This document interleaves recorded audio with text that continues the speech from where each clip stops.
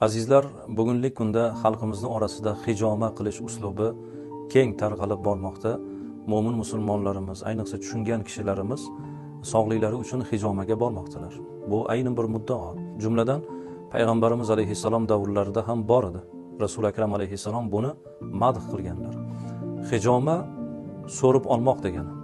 Badandagi ortiqcha aynib qolgan qonlarni mayli qadimiy uslub bilan bo'ladimi, zamonaviy asbob uskunalar bilan bo'ladimi, o'sha ortiqcha aynib qolgan eski qonlarni chiqarib tashlashga, so'rib olib tashlashga Imomi Xattobiy, Imomi Zarkoniylar mana shu narsani e'tirof etganlar. Jumladan payg'ambarimiz alayhissalom ham Abu Toyyiba ismli sahobiyga hijoma qildirganlar va buni evaziga 2 so', ya'ni 5 kilogacha don berishga xizmatini evaziga buyurganlar. Chunki Imom Termiziy rivoyatida Sarvari koinot sizlar uchun 3 ta narsada shifo bor deganlar. Shuni bittasi hijoma ekanligini bayon qilganlar.